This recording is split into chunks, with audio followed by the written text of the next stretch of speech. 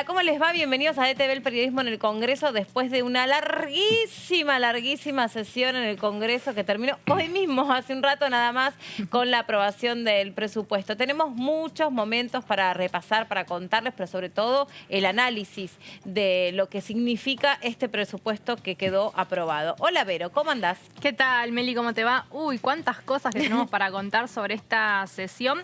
Finalmente, el oficialismo logró aprobar el presupuesto 2021 que ya pasa a la Cámara de Senadores para continuar con su trayectoria legislativa y lograr convertirse en ley. Hubo algunas sorpresas en las votaciones. Nos habían adelantado que Juntos por el Cambio iba a abstenerse, pero a lo largo del tratamiento del debate ya empezamos a observar, al menos los que estábamos cubriendo ayer en Pasos Perdidos, que iba a haber algunos votos desprendidos de esta abstención. Bueno, básicamente eso sucedió y de eso y mucho más te vamos a estar contando hoy. Por supuesto. ¿Con qué te quedas vos, Pato, de lo que pasó ayer? Buen día. Hola, ¿cómo te va, Meli? Mirá, me parece primero que obviamente es un buen resultado. Segundo tema, la verdad te digo, yo creía que los desprendimientos en la oposición iban a ser más importantes. La verdad que 90 diputados que voten la abstención, la verdad que es un buen número, me parece que habla de una unidad importante dentro de Juntos por el Cambio. Había mucho debate, es un buen respaldo para el gobierno que le puede decir al Fondo Monetario, mirá, hay 90 diputados que no nos acompañan, pero tampoco rechazan este presupuesto. Y lo otro, digo, montándome a lo que decía recién Verónica, creo que hay una cuestión que es la siguiente, que es importante. A nosotros acá nos había dicho Torello, si es por mí, yo este presupuesto no lo voto, a mí no me gusta para nada, pero no me quiero apresurar, dice, porque estamos discutiéndolo. Bueno, hubo 13 diputados, repito, es un número, yo creía que las disidencias iban a hacer que eso creciera más. Fueron 15 votos en contra, 13 de Juntos por el Cambio que dijeron no nos abstenemos, no estamos de acuerdo, y 2 que corresponden obviamente a los 2 diputados de izquierda, a Romina del Pla y al diputado del Caño, que era previsible, pero reitero, para el gobierno aprobó su primer presupuesto, es un dato, es un buen número, 139, y la abstención prometida también tuvo una cifra significativa. Me parece lo más importante de ayer o de esta mañana. Bueno, esta mañana había básicamente una situación, ¿no? Ya los propios de Cambiemos nos decían, algunos no los podíamos contener, algunos querían votar en contra y se nos hizo muy difícil y les dejamos el libre albedrío para que lo hagan. Por ejemplo, un Fernando Iglesias, Torello. No, Iglesias no te puedo creer. Que votó en contra, pero no solo del PRO, sino que también de la coalición cívica. En eso el radicalismo fue más unido y directamente apoyó la abstención. Pero también hubo sorpresas porque hubo diputados de Juntos por el Cambio que votaron a favor del presupuesto. Sí, y 5. ¿5? Está bien. Y también hubo por momentos un clima tenso, por momentos esa cosa que parecía que no podía trasladarse a este tipo de sesiones mixtas, que la virtualidad no iba a permitir el debate más acalorado. La verdad es que ayer no fue el caso porque hubo bastantes momentos en donde ese clima típico del Parlamento se pudo replicar en esta sesión a donde había mayor cantidad de diputados presenciales que en veces anteriores, pero así todavía muchos que estaban conectados a través de la plataforma. De todos modos, el debate me parece que contuvo todos los condimentos a los que estamos acostumbrados, no solo de años anteriores, sino también típicos de la política, ¿no? Porque quedaron expresadas casi todas el folclore más puro de la política argentina, incluso también en la calle. Mirá si habrá quedado... Todos muy pendientes de esta noticia. Mirá si habrá quedado muy expresado el tema de las negociaciones por sobre todas las cosas, que si bien el presupuesto 2021 se aprobó en lo general, hubo muchísimas modificaciones en particular. Y esas modificaciones no fueron solamente negociadas entre Heller y los representantes de la oposición, o Massa y Heller y los representantes de la oposición. No, hubo un llamado a Martín Guzmán, el ministro de Economía, sobre todo para destrabar esta incorporación del polo aduanero que se le estaba dando a la provincia de Misiones, y como otros gobernadores saltaron en función de eso, bueno, hubo una nueva redacción que la hizo el propio Martín Guzmán. Sí. Fue un debate muy largo, esto ya se sabía porque es una ley obviamente muy sensible que va directamente atada al tipo de país que podremos llegar a tener después de la pandemia y en un contexto, de nuevo, complejo. si bien bastante más alentador que lo que se puede pensar, todavía no hay fecha cierta para la llegada de la vacuna, mucho menos para el control o para el pase de la pandemia al momento o al periodo post-pandémico. Y el otro dato es que efectivamente esto tiene que ver con negociaciones a todo nivel, donde no hay que olvidar lo que pasa con los vínculos que establecen desde el poder político de la Cámara, desde el propio Guado de Pedro con los gobernadores. Claro. Porque entre los votos a favor de Juntos por el Cambio, básicamente están los votos de diputados que representan a las provincias, dos provincias radicales como son Jujuy y Corrientes. Gente que responde al gobernador Valdés en Corrientes y que responden a Gerardo Morales en Jujuy. La mayoría de sus representantes, de sus diputados, votaron junto con el oficialismo el proyecto, votaron a favor. Esto tiene que ver con un muy buen diálogo, lo que era también en su momento la asistencia, por ejemplo, de Ginés González García, agradecida por Gerardo Morales en cuestiones que tienen que ver con temas sanitarios, en un momento muy complicado para Jujuy. Bueno, este tipo de cuestiones hicieron que dos gobernadores radicales, sus diputados, acompañaran el dictamen de la mayoría. Bueno, y un contexto de las provincias bastante complicado. Jujuy sigue económicamente en un contexto muy difícil. Y sanitariamente también. Y sanitariamente también, eso se sabe. Y también hubo un diputado ya... Álvarez, el Álvarez de La riojano. Rioja, claro, ¿Y de La por qué eso Rioja, es porque hubo complicado? ahí Vos sos opositor, pero estás votando obras para tu provincia, es como que quedás a contramano Claro. de tu electorado si votás en contra. Lo había planteado acá, ¿te acordás? Algún diputado Tal hablando cual. con nosotros. Fue como un permitido adentro del espacio de Juntos por el Cambio, Sí. porque, bueno, ante la necesidad, bueno, estaba permitido que pudieran hacerlo, ¿no? Claro. Bueno, después vamos a hablar sobre cómo se comportó la principal oposición, estas fracturas, esta decisión entre los que quisieron ir directamente a votar o a rechazar este presupuesto y aquellos que dijeron, nos parece que tiene algunas inconsistencias, pero de todos modos, con una abstención lo estamos acompañando.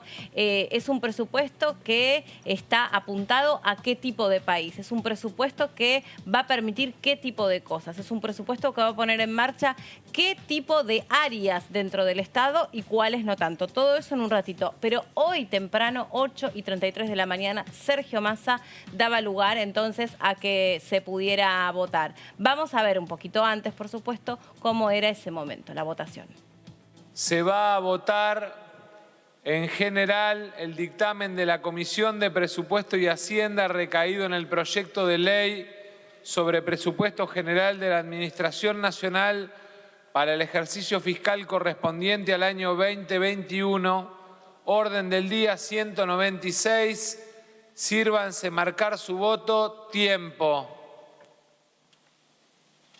Se cierra la lista de votación por secretaría. Se dará lectura del resultado. 139 afirmativos, 15 negativos, 90 abstenciones. Resulta afirmativo. Resulta afirmativo el presupuesto que fue presentado, pero con modificaciones. Vero, ¿cuáles son aquellas modificaciones más relevantes que van a pasar al Senado? Las modificaciones más relevantes tienen que ver con algo.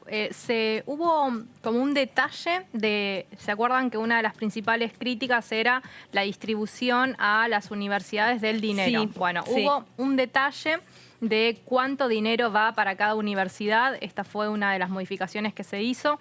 Pero para mí, una de las centrales está vinculada a esta situación, a este polo aduanero o zona franca que se establecía para la provincia de Misiones. ¿Qué pasó? Desde Chaco y desde Formosa, gobernadores aliados al peronismo, digamos, Capitanich por un lado, Gildo Infran por el otro, dijeron, pero si le estás dando este beneficio a Misiones, nosotros también. O sea, lo que tenían miedo, o al menos lo que expresaron fue: se me van a ir todas las empresas a la zona franca Misiones, nos van a vaciar en ese sentido. Entonces, lo que sucedió ahí fue, bueno, tratemos de incorporar a todas estas provincias. Como había que incorporar a tantas provincias, bueno, se tuvo que llamar a Martín Guzmán para resolver un poco la reacción y en definitiva lo que quedó establecido es que el gobierno nacional va a ser el que decida dónde van a ser estas zonas francas. Básicamente me parece que fue esta clave y fundamental. Obviamente hubo algunas otras cuestiones respecto al transporte, se habló del transporte escolar, del transporte de carga, algunas modificaciones de redacción en algunos casos y hubo también algunas críticas a lo que es la falta de inversión en discapacidad. Muy bien. Vamos a repasar la participación que tuvo ayer en la sesión la diputada Fernanda Vallejos, que estaba logueada a través de la plataforma VPN y su participación en la sesión fue de manera remota y esto decía. Este es, a pesar del dramático impacto de la pandemia sobre el conjunto de los países del mundo, un presupuesto expansivo.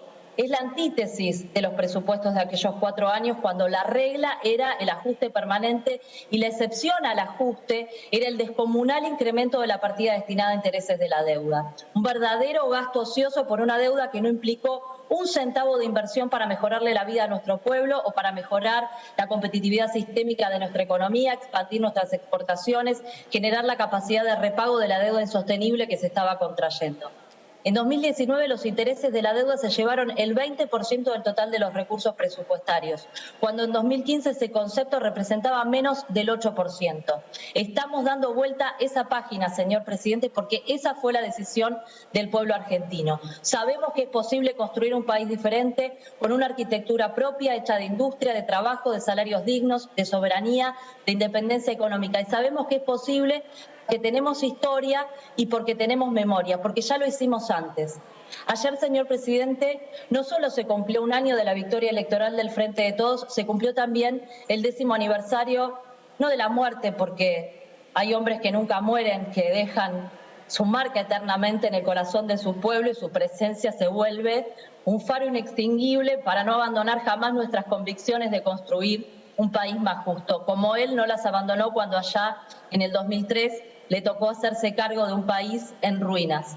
Néstor Kirchner, cuando asumió, nos señaló que un gobierno debe distinguirse no por los discursos de sus funcionarios, sino por las acciones de sus equipos. Por eso, con este presupuesto que hoy vamos a aprobar, así como en cada una de nuestras acciones, no solo lo recordemos, sino sobre todo que lo honremos, diciéndole nunca más al ajuste, nunca más al endeudamiento y trabajando todos los días por más y mejor trabajo, por más y mejores salarios, por una distribución más justa del ingreso y de la riqueza. Ojalá estemos a la altura de su legado de coraje transformador y de amor hacia nuestro pueblo. Era la diputada Fernanda Vallejos, en su participación lo hacía desde su lugar de residencia, no participó. Recuerden ustedes que ayer hubo casi de manera histórica, porque antes habían estado habilitados los balcones, pero había estado solamente el diputado Nicolás del Caño sesionando desde ese lugar. Pero ayer era un congreso que se presentó un poco más colmado que las sesiones anteriores. De hecho, se pedía que los diputados no fuesen con ningún asesor, porque eso le quitaba la posibilidad que otros se fueran sumando. No sé si existió esto, Vero, ¿te acordás que nos lo habían anticipado? Sí. Que querían ir como haciendo una especie de logueo permanente en el teléfono y una rotación entre los que bajaban al recinto y los que se iban al despacho. Sí, te cuento. Fueron alrededor de 118 los diputados que estuvieron de manera presente, 24 del Frente de Todos, 6 del Interbloque Federal, 4 del Interbloque que comanda José Luis Ramón, 2 de la izquierda y 82 de Juntos por el Cambio, que estuvo dividido en 37 diputados del PRO, 33 de la UCR y 12 de la coalición cívica. En los palcos, muy poquitos fueron los diputados que utilizaron las bandejas. Se usó básicamente la primer bandeja, que estaba toda muy preparada. Pusieron toda una mesita con un silloncito. La banca puesta en los palcos. Claro, la computadora, un alcohol en gel, un agua mineral y además tenían un protector, el protector facial. Sí. Estaba todo preparado, los palcos tenían cada lugar esa mesita, pero se usaron muy poco, así que ni siquiera se utilizó el micrófono, los micrófonos que se pusieron en cada ala de los pisos de los palcos. Así claro. que era un accesorio más para que la transmisión, porque lo que valía en definitiva, como siempre lo explicamos, es el logueo a la plataforma, independientemente de si están sentados físicamente en el Congreso o lo están en sus despachos. Ya me está escuchando del otro lado el diputado Burjaile. ¿Cómo le va, diputado? Muchas gracias por recibirnos. ¿Cómo anda? Por favor, buen día. Buen día, buen día. Para todos ya tenemos los horarios completamente corridos, no sabemos en qué día de la semana. Más allá del efecto pandemia, es el efecto posesión. Bueno, cuesta dormir después. Claro, me imagino. Todo el mundo cree que después de la sesión te acostás a dormir, pero la tensión de la sesión, por ahí. Yo dormí 2 horas en el medio de la sesión. Me tiré un ratito en mi casa porque si no, no llegaba. Obvio. Como le habrán pasado a algunos diputados que estuvieron y se durmieron desde las 12 del mediodía, ¿no? Son sesiones largas que uno tiene que tratar de, al momento de votar, estar lúcido, sobre todo por el trabajo de la votación en particular. Y por la responsabilidad que significa, ¿no? Porque no nos olvidemos, sobre todo, están definiendo cuestiones sustanciales para los meses venideros, que no van a ser meses fáciles, sino más bien vamos a estar de cara a un momento donde hay que ponerle el pecho a las balas y sobre todo mucho trabajo. Diputado, ¿qué tipo de presupuesto, según su punto de vista y su análisis, se votó esta mañana? Se definí como un presupuesto en líneas generales que lo que hace es un unitarismo fiscal, concentración de poder en el gobierno nacional y pérdida de autonomía desde este punto de vista de las provincias, ¿no? A mí no me gusta el presupuesto porque todos los impuestos que se han aumentado concentran recursos en el gobierno central y esto va en desmedro de las provincias. No me gusta porque ejerce una mayor presión impositiva y tenemos una sociedad que está cansada de tantos impuestos. Hay aumentos de impuestos por donde mires. El último es suba de impuestos a los electrónicos, artículos electrónicos, 7% si vienen del exterior, 10% si vienen de Tierra de Fuego.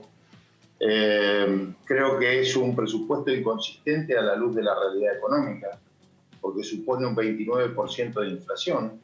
Y si tenemos en cuenta que hoy tenemos una inflación proyectada de este año que va a ser alrededor del 40%, 37%, y tenemos los precios regulados congelados y el gobierno ya ha dicho que va a recomponer estos precios regulados. El nivel de emisión del año pasado, de este año, es muy fuerte, 2 billones de pesos más con lo que se va a financiar el déficit del año que viene. Me parece imposible sostener ese nivel de inflación y, por supuesto, el dólar a 102 pesos con ese nivel de inflación proyectado tampoco es consistente. No me quiero olvidar de lo último, que no habló nadie. Yo no sé si a ustedes no les llamó la atención, nadie habló de los jubilados. Vi por ahí alguno, me pareció, en las largas horas de debate me parece que alguno planteó que la verdad que el aumento iba a ser como inexistente. Me pareció, allá le diría 12 de la noche más o menos, no recuerdo el diputado, Está. No, usted dice que del oficialismo. Claro. Del oficialismo quiere decir. Del oficialismo no lo escuché a nadie. No, era un reclamo de un opositor. Claro. Pero bueno, en primer lugar nosotros nos cuesta referirnos porque creo que 5 minutos para un tema tan extenso como es el presupuesto, donde uno tiene que abordar cuestiones nacionales y cuestiones provinciales, porque también aborda las cuestiones provinciales cada uno de nosotros.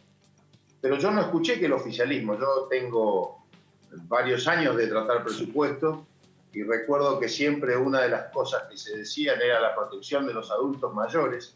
No existió esa palabra. ¿Por qué? Porque se le ha puesto un tope de recomposición del 31% a los adultos mayores. Si el razonamiento que estamos haciendo es correcto, los jubilados van a volver a perder este año otra vez en su recomposición salarial. Entonces, todo esto hizo que nosotros tengamos una actitud para con el gobierno constructiva, decir, no vamos a votar en contra, nos vamos a abstener, pero sí tenemos la obligación de marcar las cosas que no nos gustan. Perdóneme, diputado, hablando de eso, ¿a usted costó convencerlo que se abstuviera? ¿Cómo fue ese debate? Porque acá habíamos escuchado a algunos compañeros del bloque que decían, no, yo voy a votar en contra, digo, y vi que fue un número importante, 90 optaron por la abstención. Digo, ¿algunos eran más duros de convencer que otros o no?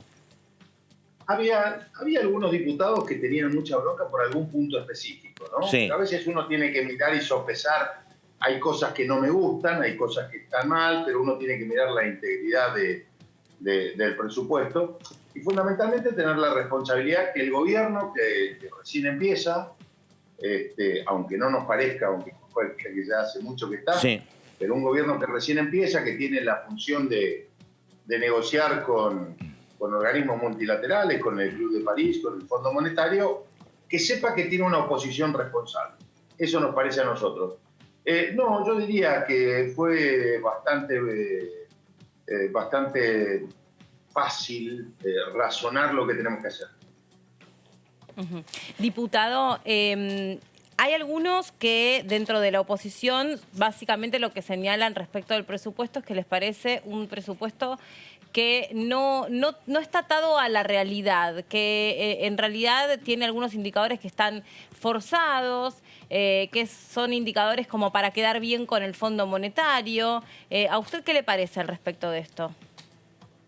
Yo creo que hay muchas falencias en el presupuesto, ¿no? Como las que marcaba, los supuestos macroeconómicos. Sí. Y vamos al génesis de este problema. El presupuesto dejó de ser la ley de leyes hace mucho. Desde que se desvirtuó y se le otorga al jefe de gabinete la facultad de disponer del 100% de las partidas, todo lo que discutimos nosotros termina siendo abstracto cuando el jefe de gabinete toma el presupuesto y hace la estimación, ni siquiera la estimación de ingresos se condice o se puede condecir con una realidad, porque la estimación de ingresos, donde la inflación es muy importante, se hace una inflación del 29%.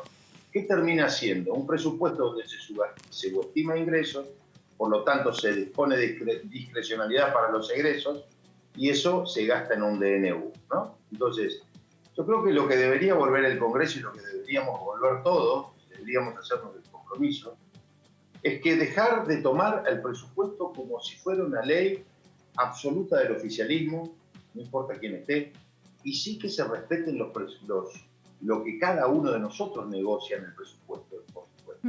Para nuestra provincia tal cosa, para las universidades tal otra, porque te dicen que sí, después el jefe de gabinete cambia la partida. Claro.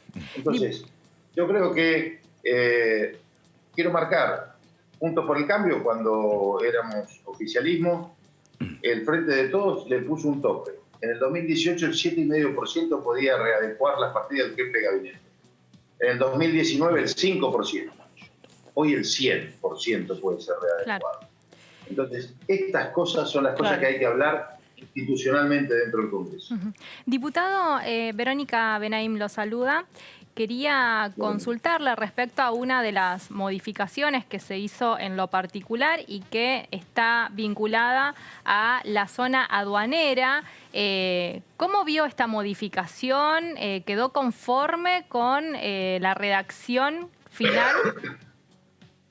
Yo creo que esas modificaciones, el oficialismo nos tiene acostumbrados a estas cosas. Volvemos a lo mismo. Son modificaciones demasiado trascendentes. Yo soy de la provincia de Formosa. Por eso mismo le consultaba. Para mí no es lo mismo... Gracias, Verónica. Para mí no es lo mismo decir que ese aspecto aduanero es para Misiones solamente y no contempla Formosa, y que entre gallos y medianoche aparezca la redacción.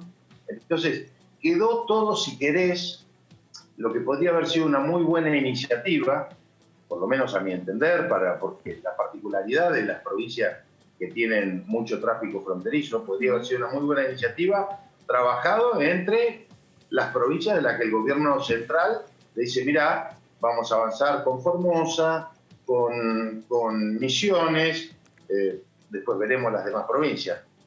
A mí me gusta el concepto, hay una idea de zona franca en Clorinda, en esta zona, y me gustaría que se plasme, pero creo que en definitiva, entre gallos y medianoche se puede llegar a terminar esfumando. Y no me gustaría que así sea. Diputado, una consulta en su condición de productor rural. Hay datos que indican que la soja sigue subiendo, estaba a $400 la tonelada. hay mucha demanda de países como China y esto podría ser una fuente de ingresos estimativamente superior a lo que el gobierno estaba calculando. ¿Le parece una alternativa factible esa o es como una mirada muy voluntarista de que suba la soja y el gobierno tenga más ingresos de lo que está calculando? El gobierno calculó un 20% de ingresos por derechos de exportación en total, por todo el complejo de agroexportador, de casi un 20%, ¿no? Sí. No sabemos lo que va a pasar con otros derechos de exportación, ni qué va a pasar con las economías regionales, si se va a segmentar o no otra vez este año. De todas maneras, los números no hacen como para que un déficit de casi 5 puntos se pueda cubrir con 20 o 30 dólares más la tonelada. Estamos hablando de 50 millones de toneladas, a 30 dólares te puede llegar a cambiar 400 millones de dólares en lo que es el déficit fiscal que tenemos. Es decir, toda la plata ayuda, pero es absolutamente insuficiente cuando vamos a tener un déficit de, creo que son 1.600, 1.500 billones de pesos, ¿no? Creo que es una cifra lo bastante fuerte como para, o 1.600. Entonces, creo que puede ayudar, como siempre digo, pero no alcanza con eso. Necesitamos generar actividad económica, necesitamos para sostener la presión impositiva, pero diluirla entre más contribuyentes, porque si no se hace insostenible, y terminamos en los próximos 2 años tratando una nueva moratoria impositiva porque los contribuyentes no van a poder pagar. Diputado, sabemos que ha sido un día muy pero muy largo, que durmió muy poco, debe estar todavía tratando de desconectarse de la intensidad que supone una sesión como la de hoy, que porque terminó hoy, así que lo dejamos que siga con su día, que pueda relajarse de la manera que usted elija, pero que lo logre, porque hay que seguir trabajando, sin lugar a dudas. Déjame una sola cosa. Lo que quiera. Yo quiero reconocer el trabajo muchas personas, pero en especial 3. El diputado Heller hizo un muy buen trabajo en la comisión. Todos sabemos, el oficialismo tiene a veces... Yo creo que usted lo reconoce porque es hincha de Boca, Burjale, nada más, le digo. ¿No? Aparte de eso. Bueno, sí. Y mirá lo que viene ahora. A ver. Sí. Pastori, que es de River, creo que nadie se enoje de mi bloque o del interbloque. Sí. Pero Pastori es el mejor diputado que tenemos. Lejos, es un joven que promete. Sí, un joven que promete. Y el presidente Sergio Massa, que condujo muy bien. Toda la votación en particular fue ágil, fue amena, no es fácil, pero creo que entre los 3, entre Heller, Massa y Pastori, pudimos sobrellevar una votación difícil. Yo creí que iba a decir Melina Fleiderman, Pato Méndez y Verónica Benahí, me estaba como poniendo... Para la próxima. En el chat, ¿puedo decir algo? En el chat leí que Diputados TV se había desconectado como a las 4 de la mañana. Y no sé. Puede ser, no sé. Dicen que no, la producción me dice que no. Yo estaba desconectada seguro a las 4 de la mañana. Yo hablo por mí siempre, eso se lo aseguro. No sé, mis compañeros no creo. Hubo un problema técnico en YouTube, sí, unos minutos y volvimos. Bueno. Pero usted se vio bien, ¿eh? Usted se vio bien. No me preocupe. No, de verdad. Muchísimas gracias. Gracias, chao diputado, buenas tardes. Ahora en un ratito vamos a conectar con la diputada Munier también, que estaba del otro lado escuchando parte de lo que conversábamos. Bueno, un Burjale, digamos, bastante, me parece técnico en las cuestiones que señalaba u objetaba de este presupuesto, pero de todos modos dijo que no costó convencerlo respecto a su abstención, que él estaba de acuerdo para aprobarlo en estos términos, ¿no? Dio la explicación que uno escuchaba en mucha gente del bloque. Una explicación parecida. Radical también, ¿no? Los radicales en general... Un poquito más dialoguista. Votaron en bloque, digamos. Ahí fue hubo lo que nos dijo a nosotros línea. Facundo Suárez Lastra. Claro, acordate. bueno, él nos marcó eso y creo que ahí es un punto para Alfredo Cornejo, que es el presidente del radicalismo, que mantuvo, digamos, a la tropa alineada en ese punto. Le quiero trasladar la observación que dejaba Burjale a la diputada Munier, que está sentada desde el otro arco político. ¿Cómo le va, diputada? Muchas gracias por estar ahí del otro lado. ¿Qué tal? ¿Cómo les va? Buenas tardes. Muy bien, muy amable. Bueno, recién el diputado decía, para mí la ley del presupuesto dejó de ser la ley de leyes porque al otorgarle al jefe de gabinete la posibilidad de reasignar partidas, en definitiva perdemos nosotros lo que en otro momento significó esta ley para el Congreso. Y le digo esto para que usted opine o hago esta pequeña reflexión. La verdad es que uno tiende a pensar que en definitiva va a haber que reasignar partidas porque hay mucha gente que no queda contemplada en este presupuesto y no sabemos cuándo va a llegar la vacuna. Es un presupuesto sin IFE, es un presupuesto sin ATP, es un presupuesto que no aumenta la asignación universal por hijo. Entonces, bueno, uno tiende a pensar que va a haber que, si esta situación lamentable mundial empeora o sigue como está, va a haber que ver cómo se reasignan partidas para esos sectores, ¿no? ¿Usted qué piensa, diputada? Sí, seguramente, porque además, bueno, buenas tardes. Buenas tardes. Gracias por la invitación. Es un presupuesto que se da en una emergencia económica preexistente agravada por la situación de la pandemia y seguramente las necesidades van a ir surgiendo con el tiempo. Cuando comenzó la pandemia pensábamos que esto iba a durar poco tiempo y ahora estamos prácticamente terminando el 2021 y la situación sigue tan grave como al comienzo, digamos, ¿no? Entonces, cuando comenzamos, por ejemplo, cuando se comenzó con la política del IFE, se pensaba que iba a ser 1 o 2, y ahora ya estamos hablando de un cuarto IFE, y así sucesivamente, hasta que realmente la reactivación económica venga. Ahora, para eso también tienen que estar todas las industrias, todas las empresas y todo abierto. Depende de cada una de las provincias, la situación se va decidiendo sobre la marcha, digamos, ¿no? Nosotros, claro. En la provincia de Santa Fe estamos todos los días un poquito más complicados. Sí, por eso, diputada, perdóneme, una consulta, porque usted mencionó el IFE. Y algunos diputados opositores hablaron de eso, diciendo que en este cálculo de ingresos y egresos, que es el presupuesto, no hay partidas previstas para el IFE 2021. Ni para la ATP. Exactamente, y usted lo dice, está cada vez peor la provincia, y si uno mira el mundo que nos rodea, bueno, uno ve lo que está pasando en Francia, están haciendo cálculos en España que no va a haber normalidad hasta por lo menos abril, no se sabe cuándo llega la vacuna. Mi pregunta es, digo, ¿qué pasa en términos presupuestarios si el IFE es indispensable?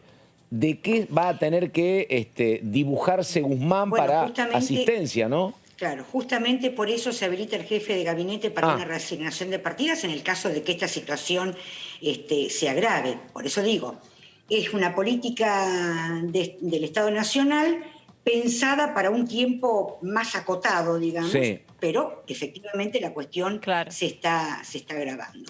Lo mismo pasa con los ATP. Las empresas que no pueden pagar los salarios han solicitado la ayuda al Estado a medida que se vayan reactivando, porque el sentido del ATP no es solamente llegar al bolsillo del trabajador, sino fundamentalmente sostener los puestos de trabajo, que es lo más importante en este momento, porque todos sabemos que los puestos de trabajo que se caen después es muy difícil volver a sostenerlos, ¿no?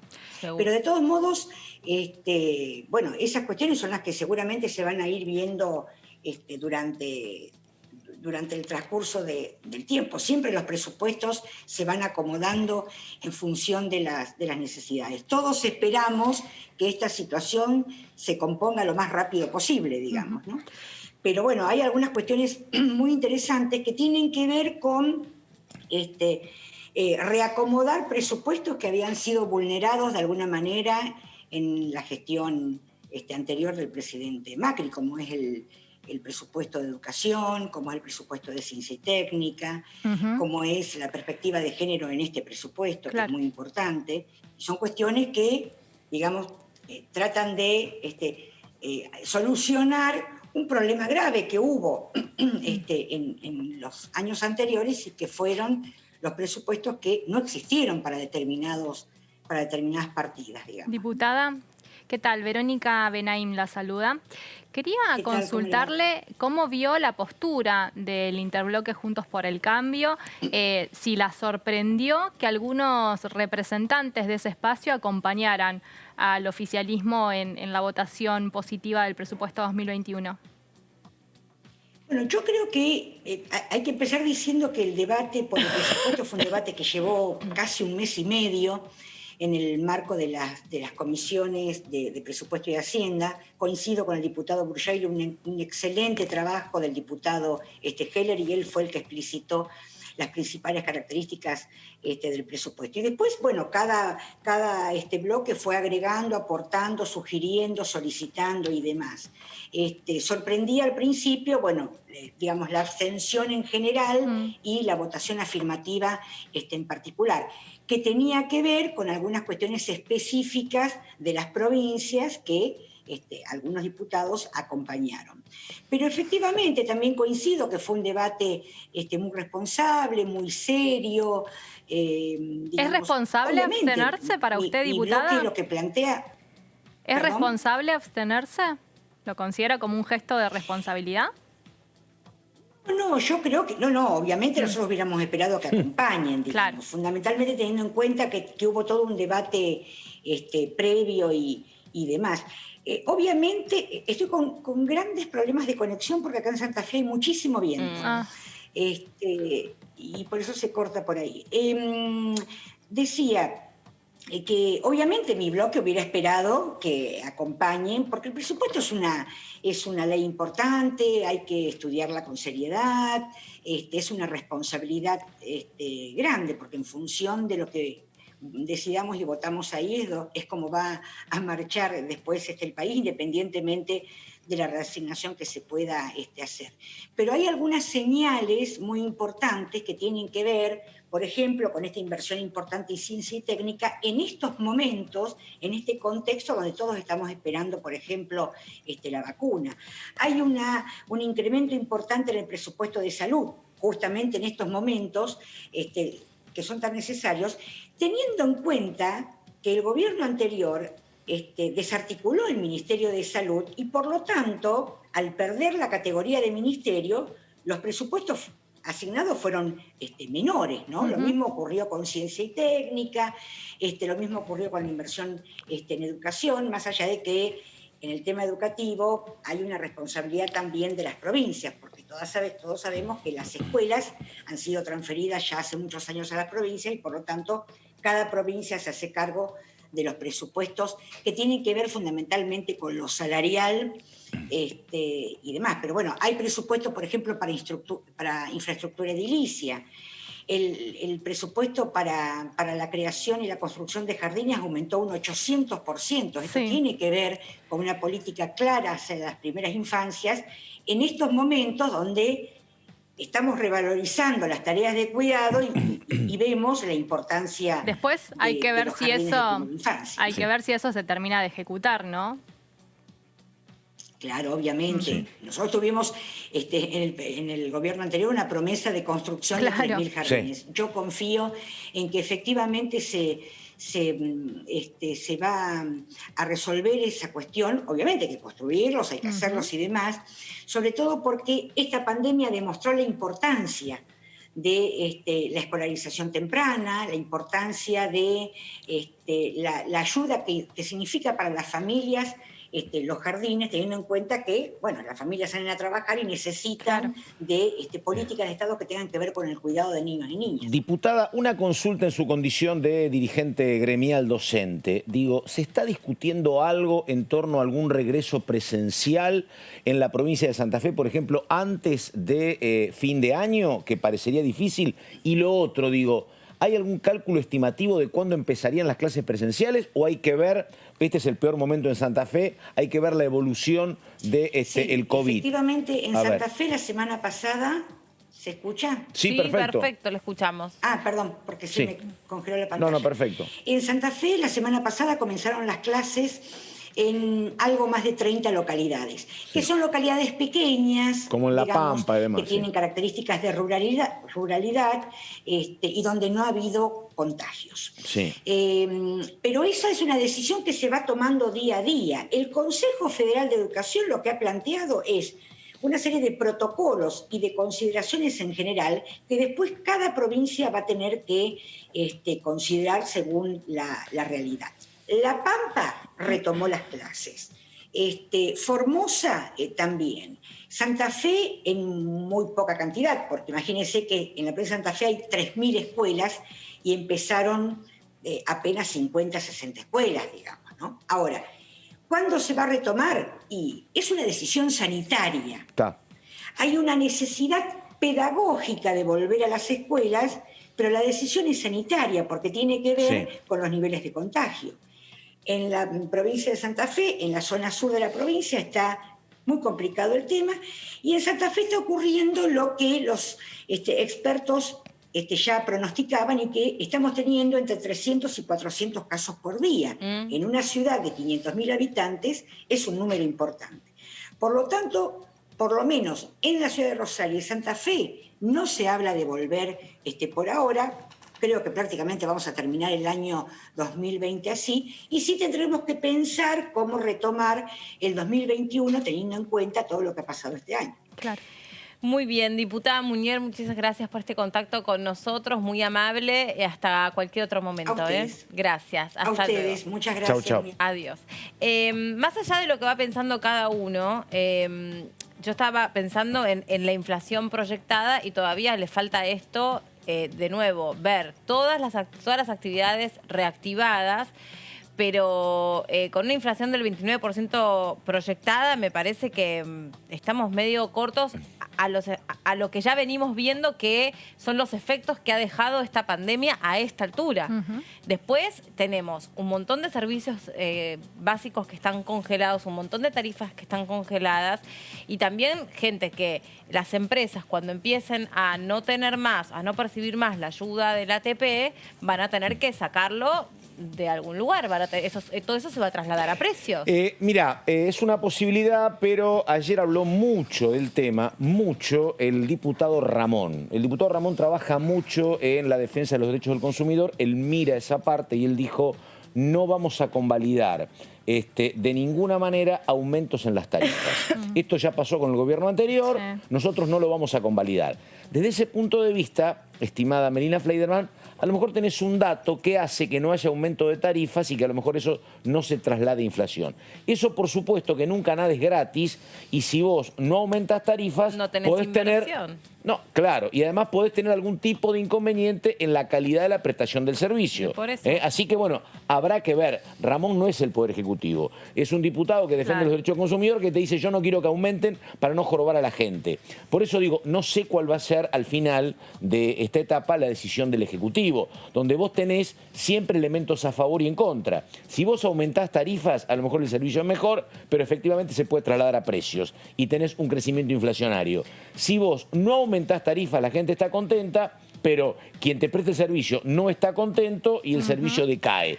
Es un tema que no se puede resolver ahora. Yo lo único que sé, hablando del tema inflacionario, es que el gobierno te dice: mira, es mentira eso de que yo puedo volver una inflación de menos de 2 dígitos en un año. Mentira. Con mucha suerte, si tenemos este año 36, 37, te ponen como objetivo 29. Se verá en diciembre del 2021, faltan todavía 14 meses. Habrá que ver si el gobierno está a fin del año que viene con un 33, 34, estará celebrando. Por encima del 29 estará celebrando. Es el objetivo. Que por un lado tenés el tema de los servicios públicos, que por más que el diputado Ramón pida que no aumenten, como bien decís vos, llega un momento que eso es pan para hoy, hambre para mañana, porque vos no aumentas, congelás la tarifa y en un momento... Porque además tenés otra cuestión. Pero el tema de que vos no cuentes más con la asistencia para pagar los sueldos de tus empleados, también lo vas a trasladar a precios. Sí, pero vos tenés ¿Cómo menos... haces si no hay más? Si tenés presión impositiva... Pero tenés menos emisión. Entonces vos la inflación a lo mejor la podés calmar porque vas a tener menos inflación. Siempre y cuando, Melina, como estamos hablando, de que el tema del COVID no se dispare, porque si no, te explicaba la diputada, tiene que hacer uso de las partidas el jefe de gabinete. Es que ni siquiera que no se dispare. Vos fíjate que nosotros llevamos 7 meses de ciertas medidas o paquetes económicos que se vienen llevando adelante. Donde vos tenías, primero, que la asistencia por IFE iban a ser 10.000 pesos por persona que no tuviese ningún otro tipo de posibilidad más que la asistencia del Estado. Y esos 10.000 a los 7 meses ya se trasladaron a 5.000, porque fue un IFE cada 2 meses. Entonces ahí tenés menos emisión, pero mayor costo social porque la gente, obviamente, los 5.000 no le renden igual que los 10. La obviamente. frazadita es chiquitita, Pero además no tenés te digo una mucho para cosa, seguir vos te tirando. metiste en un tema harto sensible porque se habló esta semana mucho y dicen que debería ser un principio de acuerdo con que tenemos que terminar con el bimonetarismo, esto de que tenemos pesos y dólares. Bueno, el camino esencial para terminar con el bimonetarismo es que no haya inflación o la inflación se reduzca. Porque ¿por qué vos pensás en términos de dólares? Porque el peso todos los meses vale menos. Entonces recurrís al dólar como moneda fija. Así que el objetivo sería terminar o ir bajando con la inflación. Yo te digo, tienen la intención de que esto baje 4 o 5 puntos por año. Por eso te ponen 29. Ojalá se cumpla, pero tenés una cuota de escepticismo importante. Bueno, ese gradualismo viene siendo también desconfiado por la oposición y por muchos de los que ya hemos vivido situaciones económicas, porque no se está viendo, digamos, todo lo que puede pasar extra en el medio de hasta que si vos querés ser ortodoxo, lo pagas en términos sociales. Claro. Hay menos asistencia, efectivamente. Hablando de todos estos temas, por suerte, del otro lado tenemos a un licenciado en Ciencias Políticas que es diputado y es el diputado Alejandro Rodríguez. Hola, diputado, ¿cómo le va? Gracias por estar ahí del otro lado. Buenas tardes, un gusto saludarlos. Gracias por el interés en dialogar con nosotros. Lo llamamos porque queremos saber cómo se soluciona todo este lío que ha generado la pandemia, entre otras cosas. Un hombre con formación económica muy cercano a Roberto Labaña, bueno, así que se puede hablar muy, de esto. Muy interesante, entonces. Por todos esos temas es que usted ha sido seleccionado especialmente para hablar con nosotros. Bueno, ¿qué presupuesto se aprobó? ¿Qué presupuesto, digamos, usted lo pudiera adjetivar, es el que se aprobó esta mañana? Un presupuesto necesario, porque la formulación del último presupuesto vigente en la Argentina es del año 2018. Claro. Lo formuló el entonces ministro Duhovne, y cuánta agua ha pasado debajo del puente. Por lo tanto, era un presupuesto necesario. Siempre hay, si usted quiere, margen para hacerlo mejor, pero ahora era imprescindible avanzar con esta herramienta. Una votación, además, muy particular. Ustedes han visto la diversidad, ¿no es cierto?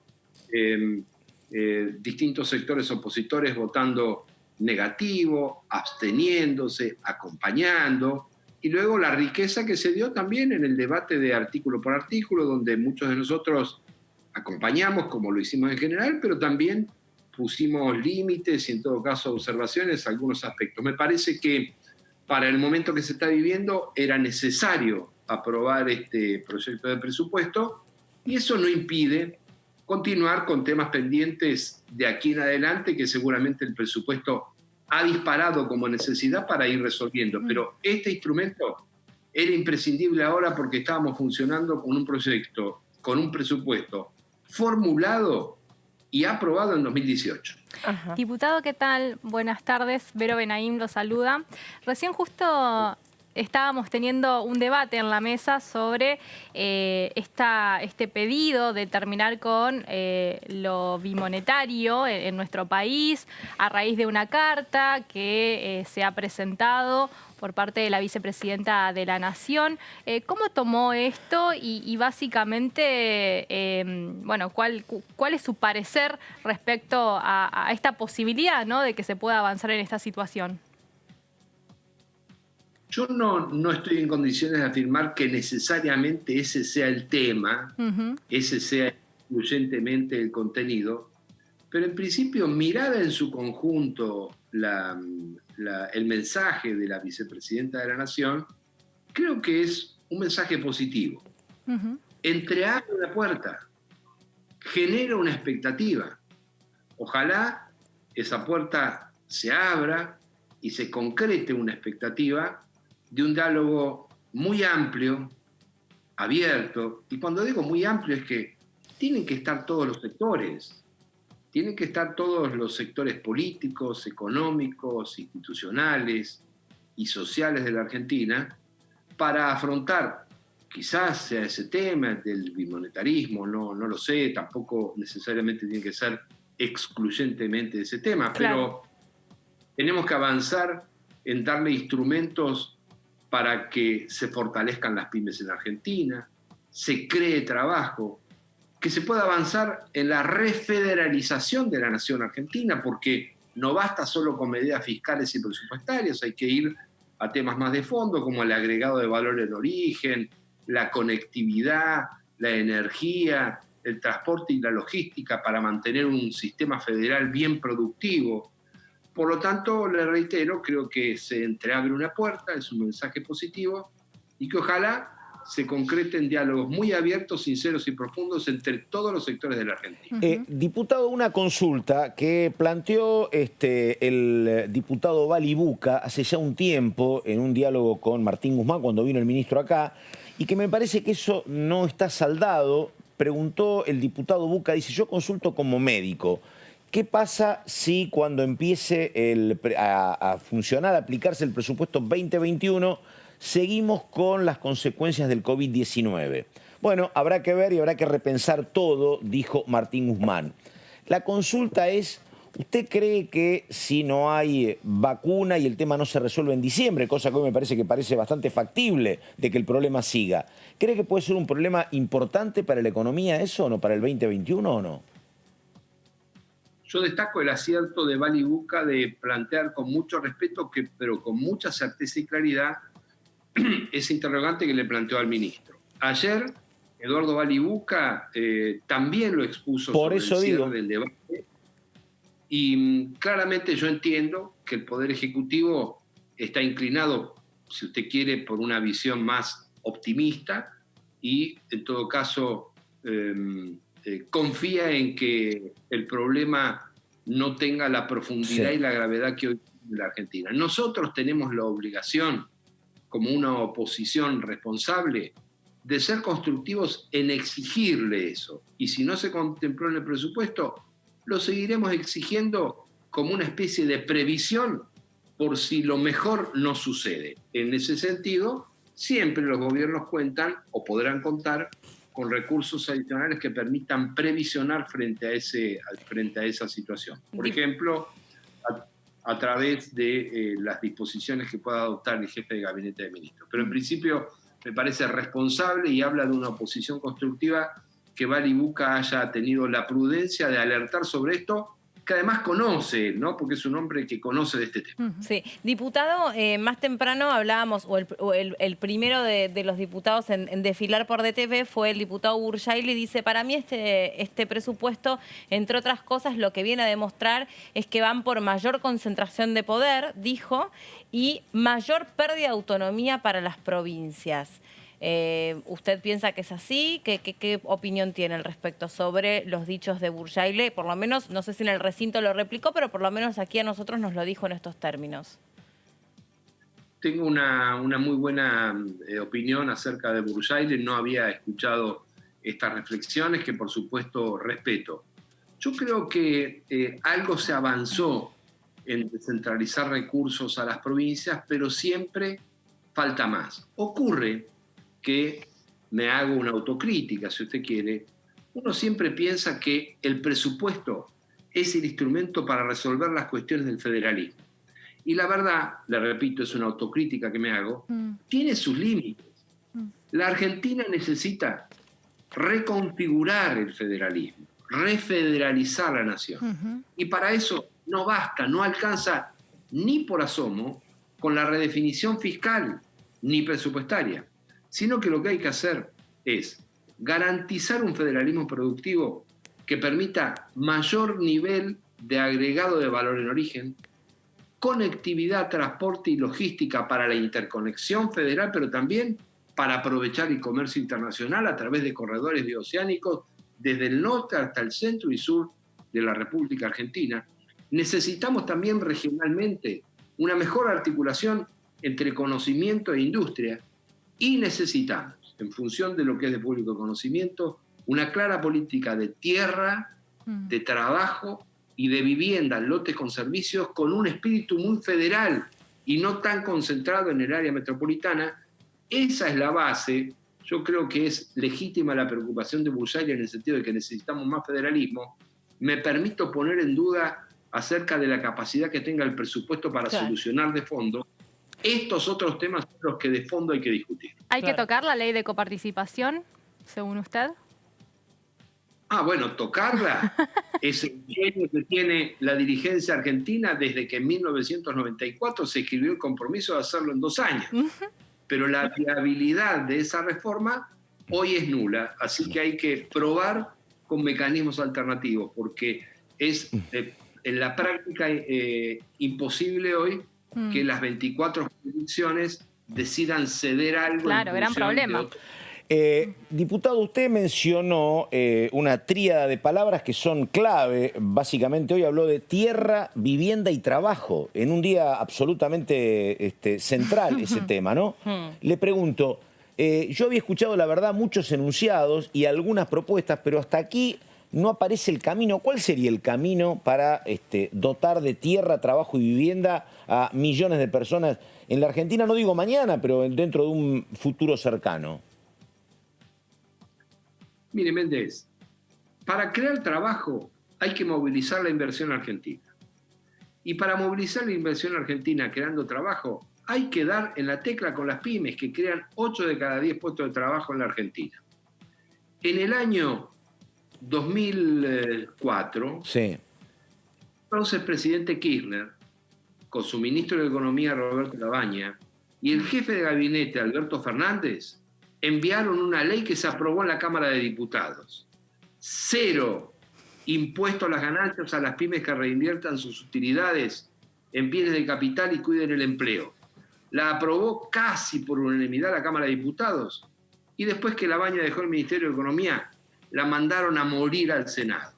Yo volví a presentar casi el mismo proyecto actualizado y está en la Cámara de Diputados para que le demos un impulso. Les puedo asegurar que aprobando esa ley mejoramos el 50% de lo que se propuso Moroni y Culfas hace una semana en esa convocatoria que respeto, que es la concertación o el diálogo, el acuerdo sectorial. Solamente aprobando la ley PYME, que permite, le reitero, a los que contraten personal e inviertan sus utilidades en bienes, reinviertan sus utilidades en bienes de capital, 0 impuesto a las ganancias por 3 años. No desfinancia al fisco. Claro. No es menos recaudación. Es más actividad y en el mediano plazo también más recaudación. En el mismo sentido, supongo... Por el lado del empleo. Y luego, por el lado de la tierra y la vivienda, un programa federal de gran escala de lotes con servicios. Claro. No demos más vueltas. Coincido. Lotes con servicios. Ahí estamos. No, lo último, en el mismo sentido, quería saber cuál era su opinión sobre o en cuánto va a ayudar este bono solidario pagado de manera extraordinaria en este contexto de la pandemia por un grupo de las personas que forman esta Argentina y que son los que más tienen. Está haciendo referencia a la... Impuesto a la riqueza. Proyecto de ley de de explicar a lo que el bono de riqueza. Sí, el impuesto extraordinario y solidario dado en el contexto de la pandemia, sí. A eso estoy haciendo referencia. La expectativa que el propio oficialismo ha planteado que eso recaudaría alrededor de 3.000 millones de dólares. No sé a qué tipo de cambio lo tomaban, pero supongamos que son alrededor de 3.000 millones de dólares. Sí. Eso es un impulso, tiene que estar bien asignado. Nosotros, en mi caso en particular, he insistido en que una finalidad tiene que ir a las pymes. Y efectivamente así se ha recogido en el proyecto. Creo que el 20 o el 25% va a ir a sostener nada más y nada menos que al que tiene trabajo en blanco y al que invierte para producir, sin prejuicio de que haya también otras finalidades. Pero el alcance de eso es limitado si no vamos a las cuestiones de fondo, que es que las pymes tienen que tener incentivos para invertir y producir, y eso, tanto en el agro como en la industria, en el sector del comercio, de los servicios y la construcción, es fundamental y se puede hacer. Mi mirada respecto de la potencialidad de recuperación de la economía argentina es positiva en el mediano plazo. Hay que tomar decisiones correctas y hay que sacarle mucho ruido a la política que muchas veces molesta y no ayuda a la recuperación económica. Bueno, el desafío está planteado. Vamos a ver si con este presupuesto y con estas voluntades se puede seguir transitando y cursando este tramo donde todavía no tenemos vacuna y donde muchas de las actividades económicas no pueden reabrirse, ¿no? Estamos en un contexto difícil a donde sin lugar a dudas vamos a necesitar muchísimo de la mano que la pandemia nos pueda brindar en este sentido, ¿no? Para volver a ponernos en pie más allá de los lineamientos y este plan económico aquí analizado. Muchas gracias por haber hablado con nosotros, muy amable. Al contrario, gracias a ustedes, muy buenas tardes. Chau, que tenga buenas tardes, diputado. Nosotros hacemos una pausa muy cortita y en un ratito seguimos analizando todo lo que pasó en esta larguísima jornada en el Congreso de la Nación. Ya venimos.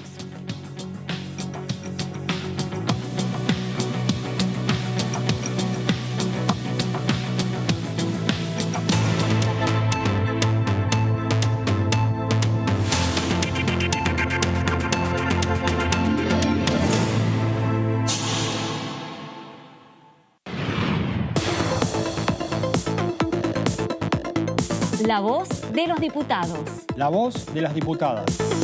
La voz de la oposición.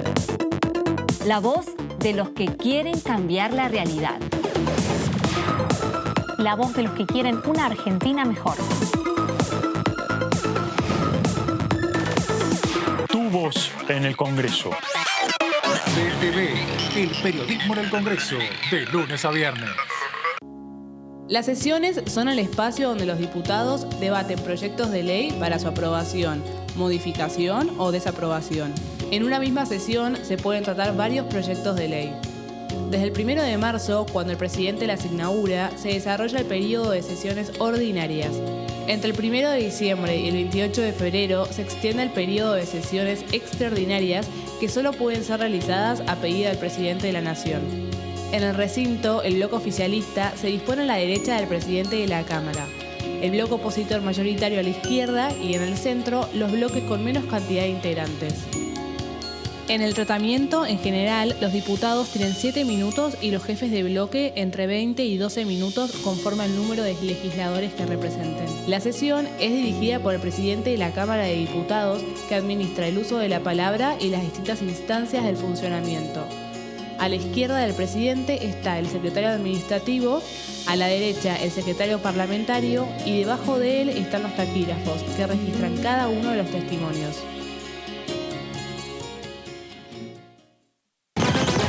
Toda la información parlamentaria la encontrás acá, en DTV, el periodismo en el Congreso. DTV, el periodismo en el Congreso, de lunes a viernes. Aunque no nos demos cuenta, el virus nos testea a nosotros. ¿Cómo pasar la prueba en 2 simples pasos? 1, 2. Respetá los 2 metros de distancia.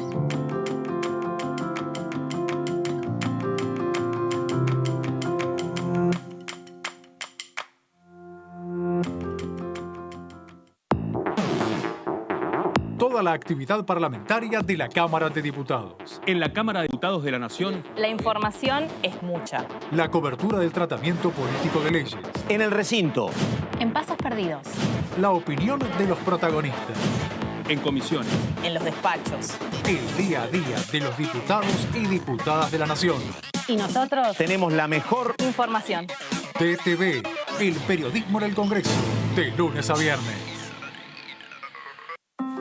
El virus nos testea a nosotros. Quiere saber si aprendimos a cuidarnos y así cuidar a los otros. Respetá los 2 metros de distancia.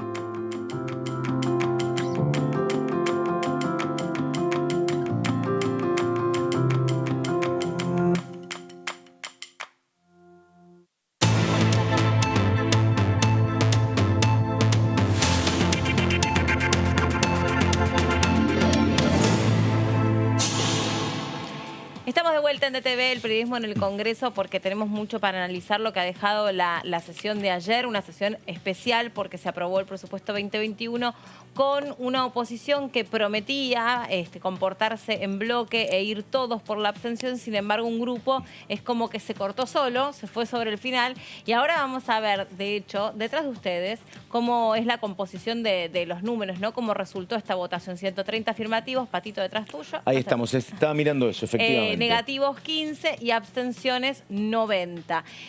Los negativos, los que estaban previstos, eran los de la izquierda, pero algunos dentro de del bloque Acá nos dijo opositor. Torello, a mí no me gusta, yo voy a votar, dijo en contra. Sí. No estoy de acuerdo para nada. Y bueno, está bien, era lo previsible Ahora les también, cuento ¿no? si quieren quiénes son los negativos. Bueno, de Marchi, cuente. de la provincia de Mendoza, exactamente. PRO, como bien decían, Nicolás del Caño y Romina del Pla, representante de la izquierda, Mónica Frade, de la coalición cívica, también Fernando Iglesias, del PRO, Luis Juez, del PRO, Martínez Villada, de la Sí. coalición cívica, Patiño, Sánchez Patiño es Pro y Capital. Torello.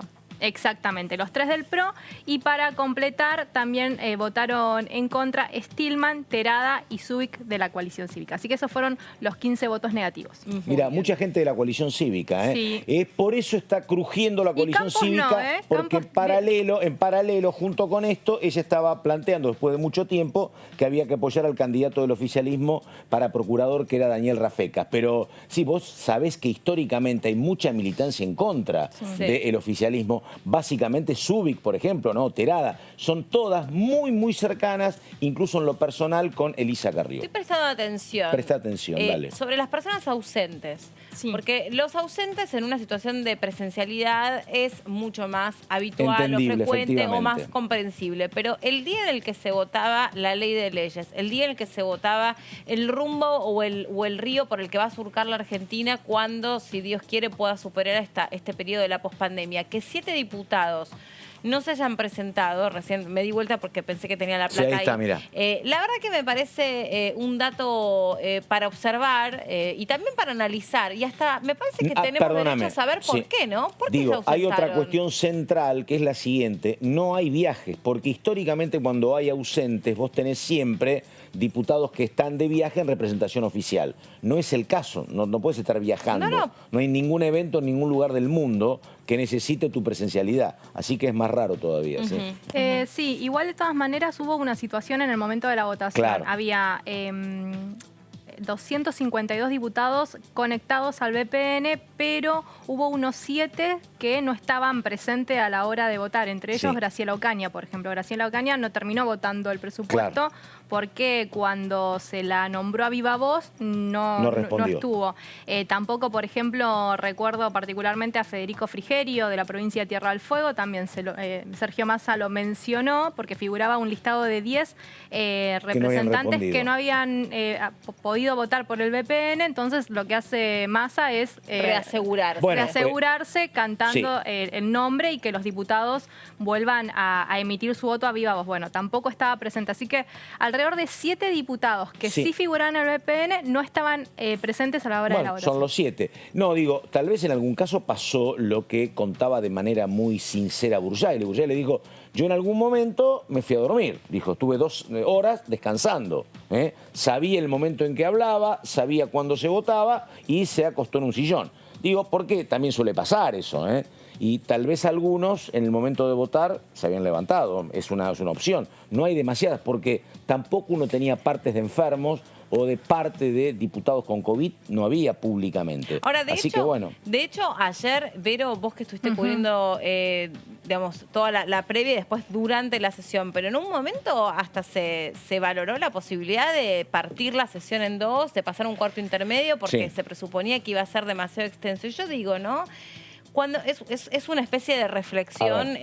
Cuando estamos frente a temas tan sensibles como estos, ¿por qué tenemos que ir hasta que las velas no ardan? ¿Por qué tenemos que llevar, por ejemplo, que una diputada o un diputado, no sabemos si es el caso, pero que se pueda quedar dormido porque no da más? Porque es humano también. Tal cual. Están conectados desde un horario hasta las 8:30 de la mañana. Para el ciudadano mismo, a veces queda la sensación que... No, por supuesto, no hay ni capacidad de control para los medios. Y digo, y prepárate, Melina, porque vas a ver lo que viene cuando terminen las ordinarias el 30 de noviembre. Hay generalmente cataratas de sesiones con mucho proyecto. Sí, en general está mal. Generalmente el presupuesto siempre es así de larga. En 2018 también terminó cerca de las 6 de la mañana la votación, que había empezado a las 2 de la tarde, creo que de ese día.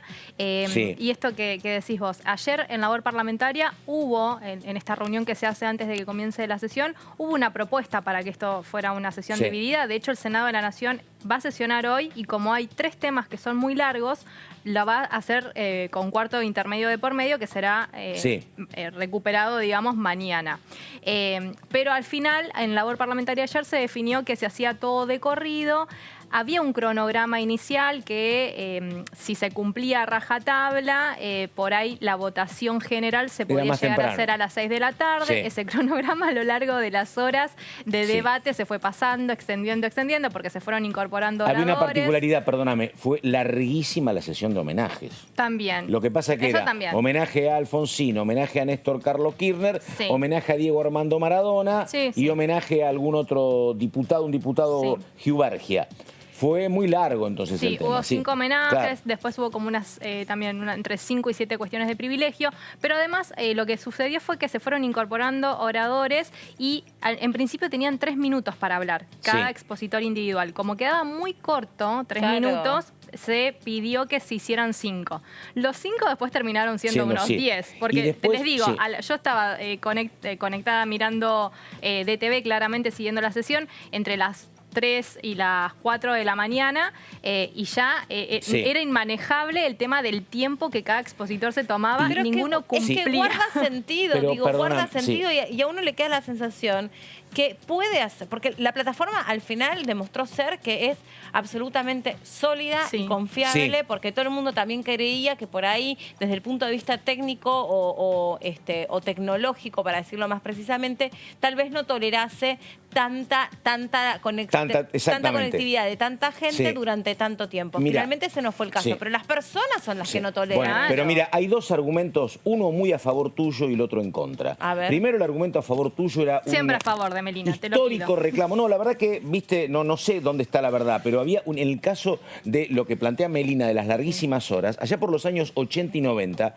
había un enfático, duro reclamo de las muy pocas mujeres, porque eran mujeres que tenían una vida, digo, como vos decías, los tipos estábamos más acostumbrados, pero había mujeres que eran madres, los hijos para ir al colegio, se te trastocaba todo. Obvio. Lo mismo con las reuniones de comisión. Era un viejo reclamo de las diputadas de los 80 y 90 diciendo, che, vamos a sesionar en horarios civilizados. Ahora lo tenés a Carlos Heller que te dice a las 9 de la noche, yo corto todas las comisiones. Ahora se ha ordenado muchísimo el debate en comisión, no tanto en la sesión. De hecho, te quiero decir una cosa. Sergio Massa apenas asumió como presidente de la Cámara, dijo y prometió que no iban a volver a suceder este tipo de sesiones. Obviamente vino pandemia, vino toda esta situación. Claro. Pero se está trabajando para no llegar a Pero este digo, tiempo también, récord. entendiendo lo que plantea Melina, vos sos el presidente de la Cámara, sos el bloque oficialista, y una vez que están sentados, ayer no había problemas de número, pero ¿sabés lo que vos querés cuando el número es complicado? Che, me siento, quiero aprobarlo y hasta que las velas no ardan seguís. Porque no vaya a ser que yo pido cuarto intermedio, piden cuarto intermedio en el Senado donde están comodísimos en los números. Pero no vaya a ser, cuando tengo los números apretados, que pido cuarto intermedio y uno se me resfría o una llega tarde, ¿me entendés? Los tengo sentados, tengo quórum, avanti, ¿no? Hablando Ese de es eso, el tengo tema. un datito, porque ayer, en medio del debate, también empezó a circular que hubo un mensaje dentro del Frente de Todos pidiéndoles, por favor, que estén muy atentos a las conexiones, sobre todo a la hora de votar. Claro. ¿No? Y esto... Claro, y eso que estaban tranquilos porque había abstenciones. Claro, pero, en este contexto se pide que estar atento a las conexiones. En otro contexto es como decía Pato, problema tenés? Presencialmente. Digo, vos en el Senado podés decir, divido en 3, total, ganás 2-1, ¿me entendés? Pero cuando estás en un número parejo decís, están acá, avancemos. Exacto. Bueno, no se va a repetir esto, dale. Desde un ratito seguimos con este debate. Habló ayer durante la sesión la diputada Paula Oliveto y esto decía.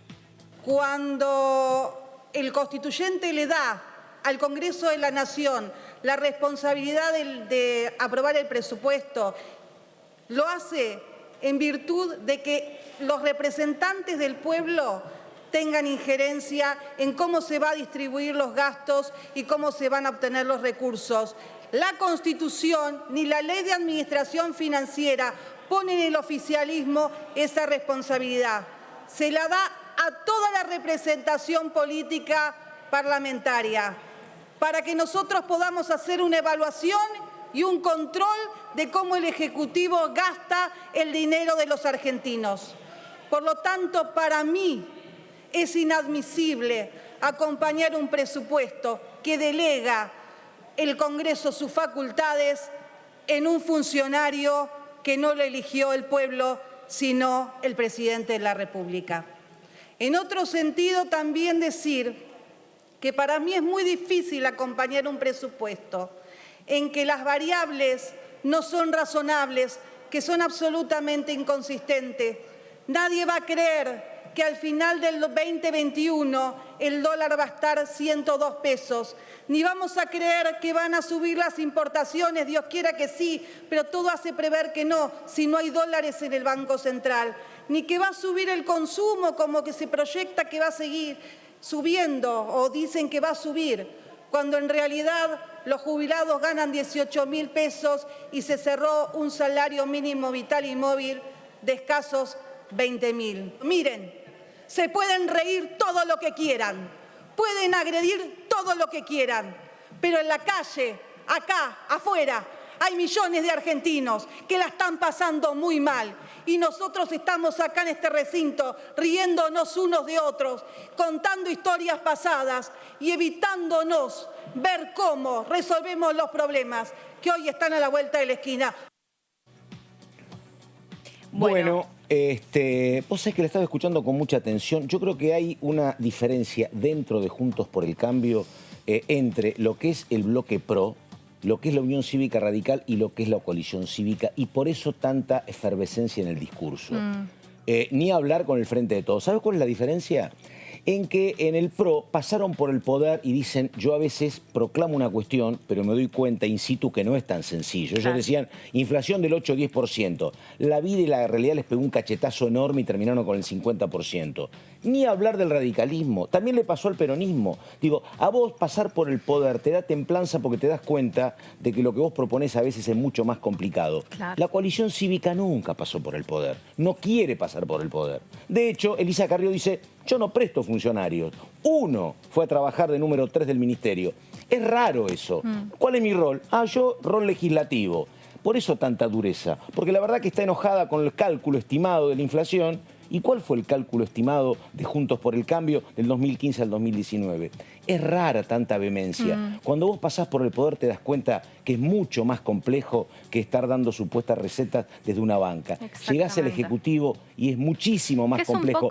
Pero este tono de la gente de la coalición cívica me parece que en conjunto obedece a que nunca pasaron ni atravesaron el Rubicón, que este es el poder. Cuando vos llegás, vos fijate el discurso del PRO del radicalismo, es mucho más templado, efectivamente. El PRO exactamente apostó a eso, al decir esta abstinencia, esta abstención, ya estuvimos. Abstinencia de no romperla, de no romper nada. Pongo la camiseta Creo que y juego. Está buena la palabra que utilizás, ¿no? Porque también el poder genera abstinencia. Y cuando vos no podés estar en lugares a donde terminan siendo determinantes para resolver algunas cuestiones, te pones en el lugar del criticón, del vecino criticón. Escúchame, es como que mañana te digan, pero Melina, ¿y por qué educas a los chicos así?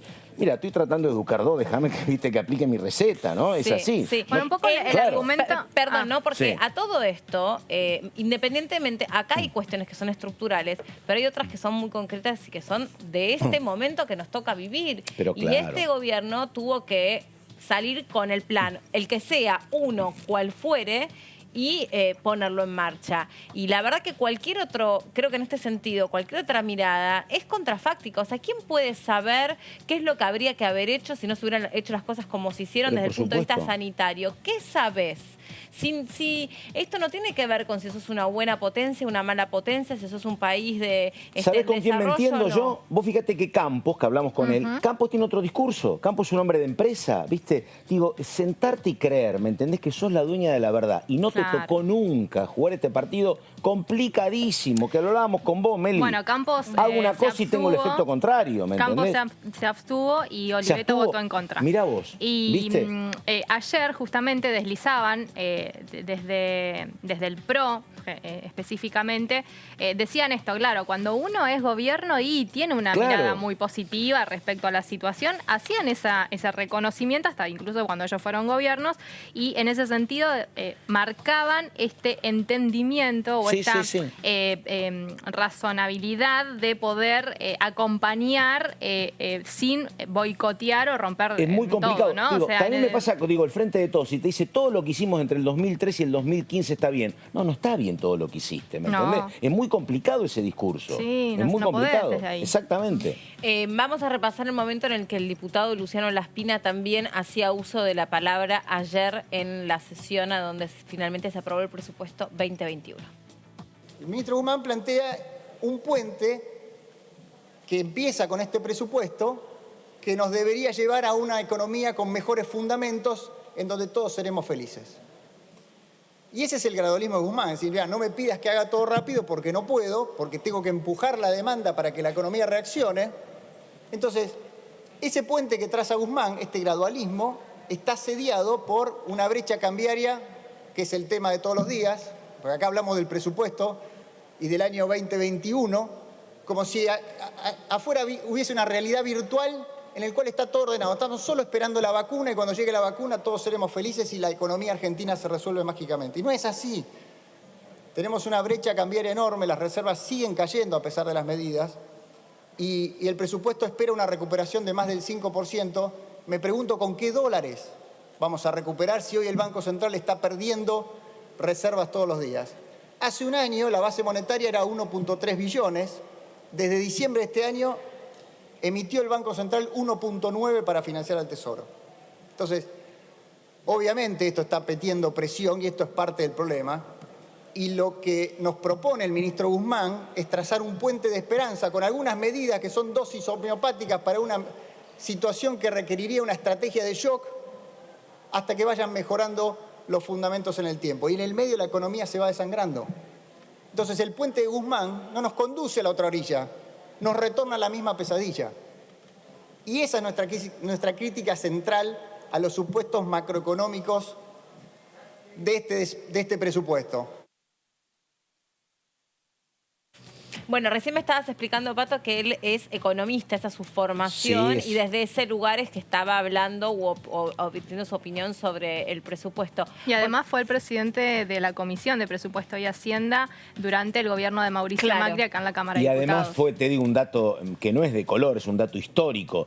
Fue el hombre que el PRO le colocó al lado a Miguel Torres del CEL, cuando Miguel Torres del CEL era una figura absolutamente convocante, que casi es gobernador, pero Miguel es un gran showman, es un gran artista, pero obviamente le faltaban herramientas y palotes para ser un dirigente político. Y el hombre que estaba pegado a Miguel era el diputado Laspina. En ese momento no era diputado. Hizo muy bien su trabajo y después, bueno, fue electo diputado. Laspina rosarino, Miguel santafesino. Pero ese fue el primer trabajo político del diputado Laspina. Bueno, y ahí estaba haciendo un análisis un poco minucioso, con un discurso también bastante encendido sobre el presupuesto presentado y hablaba respecto de algunos indicadores que son interesantes. Bueno, hemos hablado, la verdad, con un montón de diputados y hemos tratado de repasar o de reproducir lo que sucedió ayer en el recinto.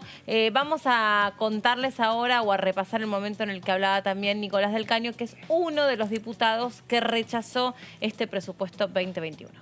Es un presupuesto de ajuste a la medida de la negociación y del acuerdo con el Fondo Monetario Internacional.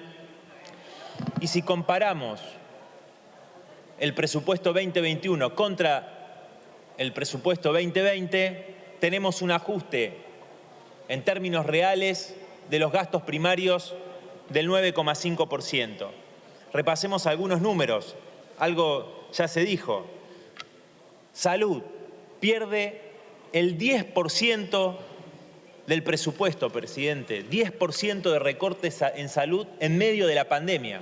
No vamos a responder el argumento de que este presupuesto está hecho considerando que no va a haber pandemia, porque lo consideramos un insulto a la inteligencia del pueblo argentino.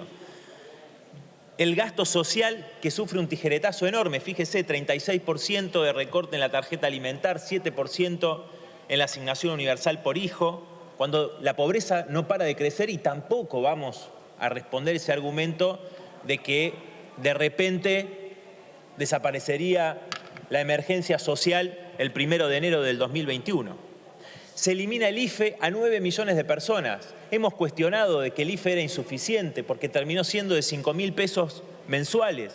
Para dar un vuelco drástico a esta situación, a esta crisis, en favor de las grandes mayorías, es necesario una gran movilización de toda la clase trabajadora. Es el único lenguaje que entienden los dueños de todo. Esa movilización tiene que imponer medidas de fondo, empezando por el desconocimiento soberano de la deuda, el monopolio estatal del comercio exterior, avanzar en la renacionalización de todo el sistema energético para acabar con los tarifazos, la nacionalización de la banca para evitar la fuga de capitales. Un conjunto de medidas, presidente, para que esta crisis no la paguen los trabajadores y el pueblo y destinar todos los recursos del país a las necesidades sociales. Bueno, el foco de Nicolás del Caño es este concretamente, que de alguna manera es también lo que se le preguntó a Guzmán durante su exposición. El panorama social, el heredado y el que profundizó esta pandemia, con más pobres, con más desempleo, con crecimiento del trabajo informal, con más pymes que le venían dando trabajo de alguna manera u otra, las organizaciones no gubernamentales también venían sosteniendo su ritmo y de repente entraron en una meseta que es irrecuperable. Y este presupuesto, recuerden ustedes, que, como explicaba recién Nicolás del Caño, recorta en el gasto social mucho, pasa mucho la tijera por ahí y no prevé seguir asistiendo con esos planes a esas personas, ni a las empresas con los ATP, ni a las personas con los IFE, tampoco ajusta el índice de la asignación universal por hijo. Seguramente habrá otra batería de planes, porque Vero lo ha contado en cada una de las partidas sociales, las partidas educativas, las partidas para que se pueda reactivar las nuevas tecnologías, el conocimiento basado en las nuevas industrias, pero lo que dice Nicolás del Caño es una de las principales críticas que recibió este presupuesto 2021 y por eso, desde esa perspectiva y con esa prioridad, ya que todos hablan de prioridades, porque en realidad eso es el presupuesto, es poner sobre la marcha todas las fichas y decir, bueno, yo voy a ir por acá y hay otras que vos tenés que dejar de lado y acá lo que está diciendo del Caño es nosotros no podemos abstenernos frente a esto, nosotros tenemos que votar en contra porque es la postura más radical, si se quiere, con una mirada especialmente puesta en la cuestión social que parece que no está del todo valorizada en este contexto que la pandemia lamentablemente agravó. Históricamente la izquierda suele votar en contra de los presupuestos porque, bueno, suele nunca coincidir. Otros que nunca fueron gobierno también. Claro, exactamente. Es la misma lógica, ¿no? Claro. No suele coincidir con las proyecciones que se hacen en base a el financiamiento a nivel nacional respecto a este tema. Pero también hay una cuestión que es importante recordar, que este presupuesto tiene unas partidas importantes en la cuestión sanitaria y no dejemos de recordar que contempla la compra de dosis de vacunas de COVID. Claro. Que en ese sentido hay como una mirada. Sí queda muy rengo respecto a esta cuestión del IFE por sobre todas las cosas porque, a ver, muchos dicen, bueno, el gobierno está pensando que la pandemia termina el 31 de diciembre.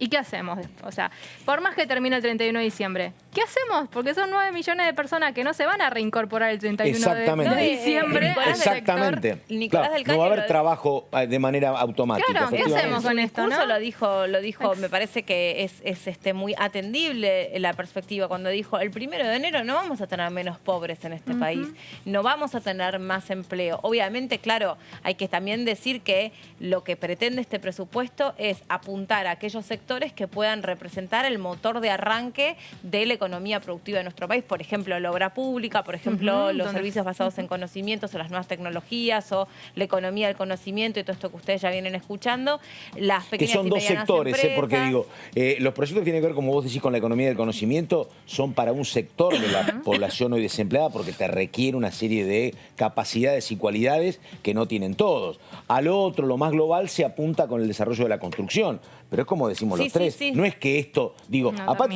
imagínate que empezás a trabajar el 1 de enero. Bueno, recién cobrás el sueldo el 30, ¿eh? Tal cual. Exactamente. Bueno, lo mismo pasó con las llegadas del IFE que estaban anunciadas y que no llegaban y después fueron bimestres. Y un IFE que queda totalmente ya bajísimo, ¿no? Porque, claro, ¿no? Con la inflación lo dijo como está, Cafiero, lo dijo IFE el jefe no de existe, gabinete. Dijo, básicamente. el país se va a pegar un porrazo, se va a pegar, dijo Cafiero. Santiago, jefe de gabinete, sí, obviamente. Repasamos ahora lo que dijo el radical Alfredo Cornejo cuando salía del recinto y tuvo la deferencia de hablar con DTV. Nuestra evaluación es muy crítica acerca de muchísimas inconsistencias que tiene. Tiene un dólar que ya ha sido sobrepasado, tiene un déficit fiscal muy alto, no tiene pautas de crecimiento. Nosotros necesitamos un sendero, un camino, los argentinos para crecer y no lo marca el presupuesto. No obstante eso, nosotros, como ya lo hicimos con la deuda, nos hemos puesto en una actitud colaborativa y nos abstuvimos permitiendo que el gobierno tenga presupuesto. Y en ese sentido ha sido nuestra conducta, nuestra votación. Así que hoy se ha sancionado el presupuesto y seguramente en el Senado se aprobará también. Así hablaba el radical Alfredo Cornejo esta misma mañana después de votarse el presupuesto. Ya tengo ahí del otro lado conectado el diputado Ponce desde la provincia de San Luis. Diputado, ¿cómo le va? Gracias por conectar con nosotros. ¿Cómo anda? ¿Qué tal? Buenas tardes, ¿cómo le va? Nosotros muy bien, nos imaginamos que para ustedes debe ser un día donde empieza a bajar el cansancio fuerte, sobre todo esta hora, así que gracias por estar ahí. Bueno, no, sí, hemos tenido mucha actividad durante la mañana, así que no hemos podido descansar. Bueno, pero ha sido una jornada que bien vale la pena poder tener esta amplia discusión, este amplio debate, porque eso es una ley, es el presupuesto y que esto es muy importante para toda la Argentina y yo particularmente estoy muy contento porque en San Luis hacía mucho tiempo que no se podía visualizar una obra que financiada por el gobierno nacional, mucho tiempo. Entonces eso me permite a mí hoy estar muy contento. Diputado, le hago una preguntita antes de darle el paso a mis compañeros. Recién estábamos repasando cómo se había conformado la pizarra de votación y yo advertía que hubo 7 ausencias. ¿No le parece a usted que habría que ir hacia otro tipo de sesiones un poco más, digamos, cortas en cantidad de horas? No por eso menos intensas, sino por ahí pasar a cuartos intermedios, porque intuimos que varios de los ausentes pueden haberse ido por una cuestión lógica de cansancio después de haber estado 20 horas conectados a una pantalla, escuchando y debatiendo y esperando el turno para hablar. Como que genera un desgaste realmente inhumano, diría, ¿no? ¿Quién puede estar 20 horas sentado en una pantallita hasta, digamos, definiendo nada más ni nada menos que el futuro de un país?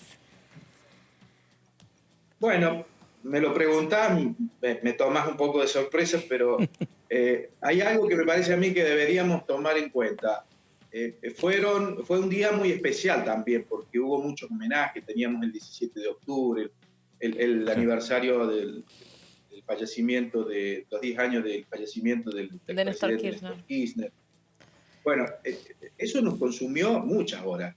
Lo que se puede hacer, sí, por ahí es que tratar el presupuesto como único tema, o si hay otro tema importante, tratar únicamente ese tema en una sesión para que no sea tan larga y pase lo que vos decís justamente, que a la hora de votar o a la hora a lo mejor de los mayores debates, por ahí hay gente que bueno, no aguanta y se tenga que desconectar, ¿no? Pero yo digo que esto no es tampoco en todos los casos. También debo resaltar que la virtualidad justamente ha permitido que haya mucho más participación que cuando teníamos las sesiones presenciales. Es decir, hemos tenido sesiones en la virtualidad que hemos estado prácticamente todos y esto no se había dado nunca, por lo menos lo que yo conozco. Soy muy nuevo, pero en las pocas sesiones presenciales que tuve siempre habían faltantes por distintas circunstancias, ¿cierto? Que quienes tienen que viajar, siempre algún problema podés tener, ¿no? Ajá. Diputado, ¿qué tal? ¿Cómo le va? Verónica Benaim lo saluda. Quería retomar... Bien, quería retomar el punto que resaltaba con respecto a San Luis y a estos beneficios que tendría el presupuesto. ¿Desde hace cuánto decía que no se contemplaba a la provincia de San Luis en la ley de leyes? Bueno, en obras concretas para la provincia de San Luis, sé que Macri vino a inaugurar una bicisenda, que no sé si se lograron terminar, pero después obras de gran magnitud, yo no recuerdo en San Luis que haya habido de gran magnitud. Es decir, que hace mucho tiempo que... O sea, durante el periodo del gobierno de Mauricio Macri, o ya de antes. No. Antes también. Claro. Anterior también. ¿Por qué cree que...? Por eso digo que... Claro. ¿Y por qué cree que ahora San Luis tiene este espacio? ¿Qué es lo que cree que pasó, que se contempló? ¿Y cuáles serían las obras específicas que que se contemplan? Bueno, hay un tramo de una autopista que son 35 kilómetros, después tenemos un puente para unir una avenida con una autopista que ya estaba un tiempo atrás, acueductos que son muy importantes, está previsto además de la autopista, un aeropuerto, después una zona logística, hay previsto varias obras. Si querés tener el número, pero son varias las obras que son importantes. Es algo para algo más de 15.000 millones, por ejemplo, para ya el año que viene. Sí. Que también prevé algunas otras partidas para los siguientes años. Claro.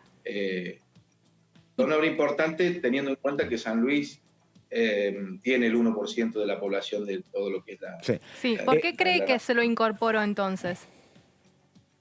Bueno, yo creo que el contexto político de lo que fue armado para ganarle a Macri, el gobernador de la provincia de San Luis ha tenido una participación. Yo no sé si usted recuerda cuando el gobernador dijo hay 2019 y propuso 3 ejes fundamentales. Uno era el tema de la unidad, después era el tema de tener un plan y después el candidato, bueno, él planteó que había que estar todos unidos para derrotar a Macri y tuvo una consideración muy, muy importante de muchos dirigentes al orden nacional y yo creo que eso ha tomado en gran medida un reconocimiento, si se le podría llamar así, ¿no? Claro. O, de alguna manera, que sea algo justo, porque no pedimos nada extra, sino que bien podamos estar dentro del concierto de las obras que sería son buenísimo para todo el país. Sería buenísimo que sea por justicia, digamos, y no por tema de haber participado o acompañado una campaña política, ¿no? Bueno, fíjate vos cómo yo lo planteo. Digo que para que sea justo haya tenido que pasar todo esto, ¿no? Porque siempre nosotros decíamos que nos tenían discriminados y siempre reclamamos, ¿no? Este tema de que siempre a San Luis se lo tuvo a un costado, discriminado, siempre pasaba que muchas veces nosotros jodíamos acá, nomás en San Luis, de nosotros decíamos que a San Luis ni siquiera cuando pasaban lo que era el estado del tiempo, ni siquiera nos nombraban. Bueno, estas cosas que muchas veces pasaba, bueno, pero pasa, lo decimos, lo expresamos y hoy vemos que ha cambiado, por supuesto, diputado, no específicamente por el tema del estado del tiempo. Sí, no, lo que sucede es que la verdad, yo lo recordaba, ese es un momento muy particular, porque el tema era que el peronismo venía de una derrota en el 2017 frente a María Eugenia Vidal y frente a Bullrich, había perdido la provincia de Buenos Aires y el espíritu del peronismo estaba por el piso. Suponía que podían ganar y cuando estaban todos mal, el único que apareció y que dijo, muchachos, trabajemos que hay 2019, fue el Alberto, perdón. Entonces, bueno, eso fue como muy bien recibido y fue la puerta para empezar un camino de recuperación que terminó bien. Pero creo que el dato político es ese, que cuando estaban todos caídos, el único que dijo, trabajemos que esto lo podemos dar vuelta, fue el gobernador de San Luis. Y me parece que se cierra con esto, ¿no? Sí, la primera reunión se hizo inclusive acá en la provincia de San Luis, que vino toda la más importante dirigencia a la provincia de San Luis, y ahí empezó una serie de reuniones que esto culminó, por supuesto. Fue un inflador anímico en ese momento. Diputado... Así es, un golpe anímico. Sí. Más temprano, cuando hablábamos con algunos representantes de la oposición, señalaban que les parecía preocupante que no existiese algún tipo de límite u observación sobre cómo iba a ser el momento, si llegado el caso, habría que hacerlo, de reasignación de partidas a cargo del jefe de gabinete. Lo digo sobre todo, había cuenta del contexto que todavía es tan incierto, de un panorama donde no sabemos si a partir del año que viene vamos a tener o no superada la cuestión de la asistencia social para las personas que han quedado tan afectadas como resultado de esta pandemia. Y bueno, me pregunto si no habría que pensar en este sentido cómo ha de hacerse esa reasignación y si puede haber algún tipo de límite u observación para que no sea discrecional, ¿no? Bueno, primero que todo, que quién sabe qué va a pasar el año que viene.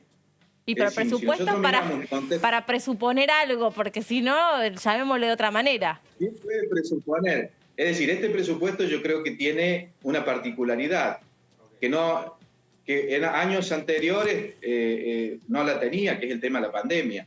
Claro. Es decir, ¿quién puede imaginarse qué es lo que va a pasar el año que viene? ¿Qué es lo que está pasando en Europa? Es decir, con los rebrote. Nuevos... del rebrote de los contagios. Es decir, es imposible. Yo lo que creo que la oposición es lo que está buscando siempre algún pretexto, ¿no?, para oponerse.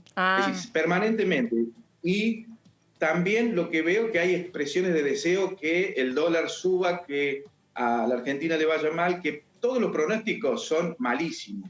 Ahora, si yo recuerdo, me parece que fue en el 2014, cuando ellos en el presupuesto habían presupuestado de que la inflación iba a ser del 10%, recuerdo, y que después la reajustaron al 15% y terminó siendo el 47%. Y estaba previsto que la inflación, por ejemplo, para el 2019 iba a ser del 5%. Y fíjense que fue del 54%. Es decir, y critican, y la oposición critica que en este presupuesto dice que no es algo fantasioso pensar de que vamos a tener una inflación del 29%. Pero yo creo que en esto deberíamos ser un poco más serios. Puede pasar una tragedia como la que venimos teniendo con respecto al tema de la pandemia, y es cierto que pueden pasar muchas cosas. Ahora, poner pretextos permanentemente y oponerse, a mí me parece que es algo exagerado, más en el momento que estamos viviendo. Los argentinos, yo interpreto que lo que estaba esperando es que en este momento podamos tener un debate serio, podamos ponernos de acuerdo, dialoguemos y nos podamos poner de acuerdo para que pueda todo el arco político salir con un presupuesto ya preacordado y votarlo junto y salir con políticas claras de Estado para sostener lo más importante, que es reactivar la economía, la salud, potencial a través de un presupuesto que nos permita que cuando salga la vacuna automáticamente tengamos los fondos suficientes para poder financiarla, para poder ir a los sectores más vulnerables y poder poner ese paraguas y asistir a todo lo que necesitamos asistir. Y así sucesivamente, ni que hablar en lo que hace a lo social, que hay que asistir a miles y millones de familias que están siendo contagiados y que no pueden salir a trabajar y que viven del sustento diario, que no tienen un trabajo con relación de dependencia. Bueno, todo eso tenemos que ponernos de acuerdo, pues si no nos ponemos de acuerdo va a ser muy difícil. Pero a su vez tenemos que proyectar obras, sostener las empresas, las pymes, y para eso se han determinado un montón de políticas que ha sido muy efectiva a lo largo de este tiempo por el gobierno nacional. Y recibimos todas las críticas habidas por haber. La misma oposición, cuando ellos eran gobierno, fíjese que el Ministerio de Salud, por ejemplo, ellos lo disolvieron, lo minimizaron a una secretaría. Bueno, dejaron un desastre y ahora nos dicen qué es lo que tenemos que hacer. Y nos dicen todo lo que está mal y lo que está mal proyectado en un presupuesto, en la cual me parece a mí que lo único que han hecho es buscar el motivo para oponerse. Diputado, ¿usted confía, en este caso, abstenerse? confía en el gradualismo que plantea el gobierno nacional en estas medidas? Bueno, yo las medidas me parecen correctísimas y hay medidas que no son tan correctas, pero vemos que hay una permanentemente un criterio de querer resolver y querer corregir lo que se está haciendo mal. Y por supuesto que en esta pandemia es muy difícil poder tomar una medida y después no tener que corregirla. Inclusive nos va a pasar a nosotros seguramente con el presupuesto, que en algún momento vamos a tener que reunirnos para a lo mejor discutir algunas partidas o lo que fuese. Sí. Supongamos que esto empeore y ojalá que no, Dios quiera que no, pero no sabemos qué es lo que va a pasar el año que viene. Y entonces, ¿qué vamos a hacer con el ingreso familiar de emergencia, por ejemplo? O lo que es el ATP. Bueno, a lo mejor nos vamos a tener que reunir y vamos a tener que discutir nuevamente lo que está pasando. Pero ahora, suponer lo que va a pasar el año que viene me parece a mí que es una exageración. Yo creo que el presupuesto, hay algo importantísimo, que esto no lo quiere decir la oposición porque le cae y se tienen que hacer cargo, que es el tema de la reestructuración de la deuda. Claro. Fíjense en ustedes, que si hubiésemos tenido la reestructuración de la deuda, hoy hubiéramos estado hablando, a ver cuánto de la deuda se llevaba el presupuesto y las migajas que nos quedaban para poder distribuir en los problemas que había que resolver. Claro, también un poco de parte de la reestructuración de la deuda, me parece que parte de que se haya concretado tuvo que ver con la pandemia, me parece. Claro, es cierto. No, porque... no, yo creo que no. Bueno, yo creo que hubo una contemplación en ese sentido, en un país... Sí, de hecho fue medio como lo que primó en el mundo, ¿no? Claro. O sea, tener en cuenta que acá esto tenemos que darnos una mano entre todos y tener una mirada un poco más condescendiente en este contexto que no es el resultado necesariamente de malas políticas económicas, no necesariamente, aunque se le pueden agregar. Primero que todo, que la deuda es ilegítima, primero que todo. El Fondo Monetario Internacional es gran responsable de lo que es el endeudamiento, de lo que tiene que ver tanto con ellos mismos, con el Fondo Monetario. Eso está claro. También con otros. Bueno, entonces yo creo que no ha habido una contemplación con respecto al tema con la deuda, sino tendría que haber habido inclusive una mejor reestructuración con más beneficios para el pueblo argentino. Sí. El tema de la, yo creo que hemos sido también, nunca hemos sido firmes y hemos hecho valer en nuestros derechos y defender realmente la soberanía. Me parece que siempre hemos sido muy tibios en eso, pero teníamos algo mucho que ver. Macri, por ejemplo, fíjese lo que pasó con el pacto fiscal. El pacto fiscal del 2017, me tocó ser a mí representar la provincia de San Luis porque en ese momento era vicegobernador, y fíjese lo que pasaba. Justamente lo que querían era liquidar todo lo que tenían como deuda, como ese stock de deuda que tenían con las provincias, justamente para ir al Fondo Monetario Internacional. Y justamente accedieron todas las provincias, pero que en el pacto fiscal, fíjense que fue todo ficticio, no funcionó, no se pudo cumplir. Lo único que lograron era bajar ese stock de deuda que tenían las provincias para poder ingresar al Fondo Monetario Internacional y además arrastrar a las provincias para que se endeudaran. Es una cosa de loco lo que pasó en Argentina. Y en ese momento la única provincia que se opuso al pacto fiscal fue la provincia de San Luis, porque nosotros no nos endeudamos. Sabemos perfectamente que el endeudamiento es algo que le hace mucho mal al pueblo argentino y estamos sufriendo la consecuencia en un presupuesto y en todo lo que nos está pasando en la Argentina justamente por el endeudamiento. Bien. Diputado Ponce, muchas gracias por este contacto con nosotros desde la provincia de San Luis. Muy amable. Muy amables ustedes. Que tengan buenas tardes. Gracias. Hasta luego. Hasta luego. Muchísimas gracias. Bueno, hemos hablado durante la tarde de hoy con prácticamente todos los representantes de todos los partidos que formaron parte de lo que durante prácticamente todo el día de ayer y la mañana de hoy terminó resultando en una aprobación por 139 votos de este presupuesto 2021, con algunas observaciones, algunas inconsistencias para algunos y para algunos 7 ausentes que después tal vez mañana me gustaría conocer un poco más si se saben los motivos o las razones por las cuales 7 diputados decidieron o no estuvieron en condiciones de votar una de las leyes más importantes que está en sus manos, ¿no? Sí, ahora hay que decir que el proyecto de ley, el presupuesto 2021, giró a la Cámara de Senadores, donde se espera que salga cómodamente porque el oficialismo cuenta con la mayoría. Así que por más que Juntos por el Cambio defina votar en contra o abstenerse, el oficialismo cuenta con mayoría propia para poder sacarlo. Sí, más allá del ruido, y hubo varios momentos, fue una sesión larguísima, yo reitero lo que decíamos en la apertura.